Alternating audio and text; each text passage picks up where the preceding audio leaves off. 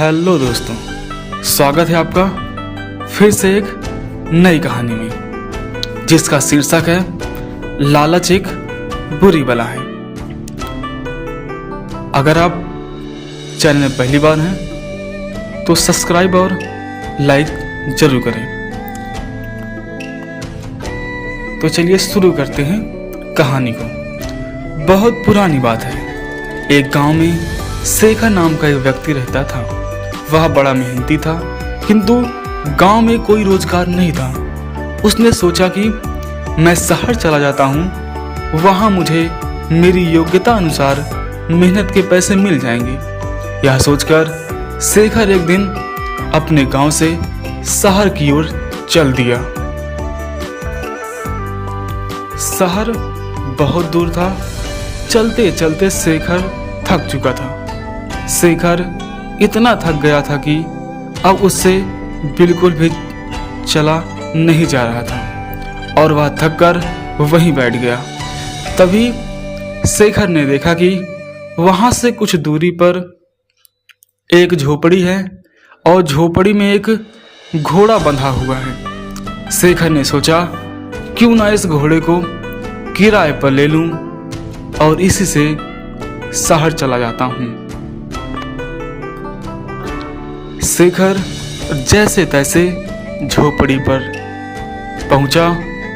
शेखर ने देखा वहां एक व्यक्ति खड़ा हुआ है। शेखर समझ गया कि यह आवश्यक ही घोड़े का मालिक है। शेखर ने उस व्यक्ति से बोला, मुझे आगे शहर में जाना है और शहर यहाँ से कई किलोमीटर दूर है। मैं बुरी तरीके से थक चुका हूँ, तो क्या मैं आपका घोड़ा ले सकता हूँ?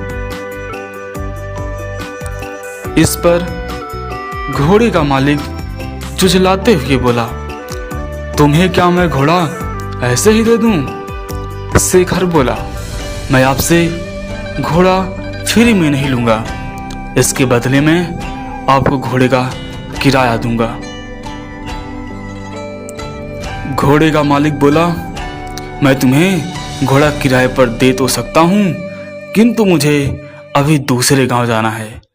अगर तुम मुझे उस गांव तक छोड़ दो तो मैं यह घोड़ा तुम्हें किराए पर दे सकता हूं।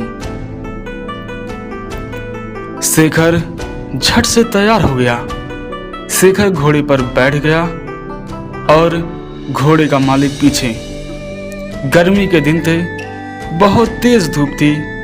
दोनों चलते चलते थक गए और पसीने से तरबतर हो गए। शेखर बोला, बहुत तेज गर्मी है और थकान भी बहुत हो रही है। दोनों ने इधर उधर देखा, किंतु कहीं भी कोई पेड़ नहीं दिखा।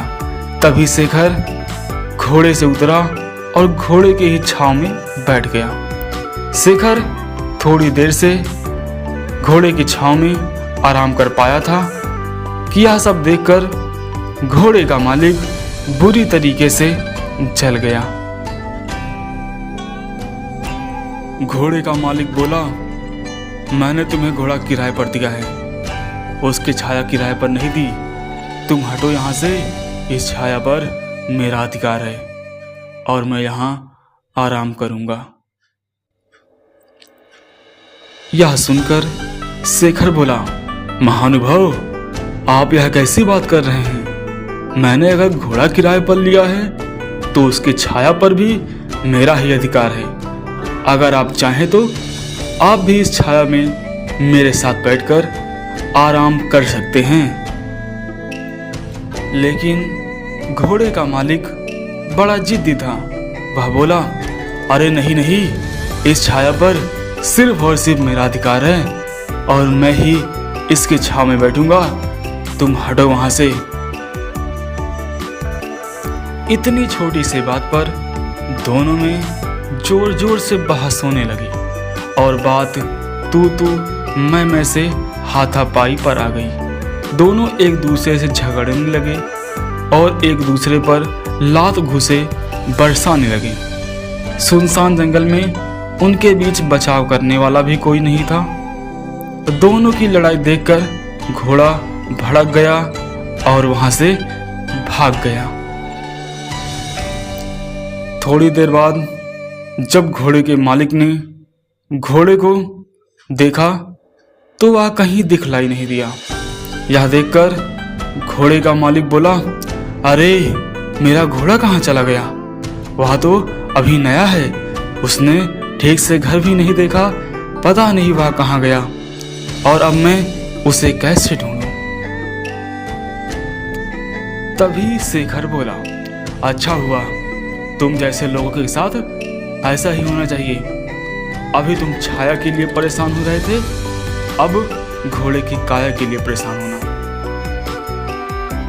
घोड़े के मालिक को अपनी गलती का एहसास हुआ और अपना माथा पीटकर हाय तौबा करते हुए बैठ गया और बोला, मेरे थोड़े से लालच से मेरा कितना बड़ा नुकसान हो गया, मुझे अपनी करनी का फल मिल गया। घोड़े की छाया के लोभ के कारण घोड़े की काया से भी हाथ धो बैठा। उसके बाद उस व्यक्ति ने घोड़े को बहुत ढूंढा, लेकिन घोड़ा कहीं भी नहीं मिला। तो इस कहानी से हमको यह शिक्षा मिलती है कि लालच बुरी बला है और कभी कभी छोटे से लोभ के कारण बड़ा नुकसान उठाना पड़ सकता है। मैं आशा करता हूँ आप लोग को यह कहानी पसंद आई होगी। मिलते हैं एक नई कहानी के साथ, तब तक के लिए धन्यवाद।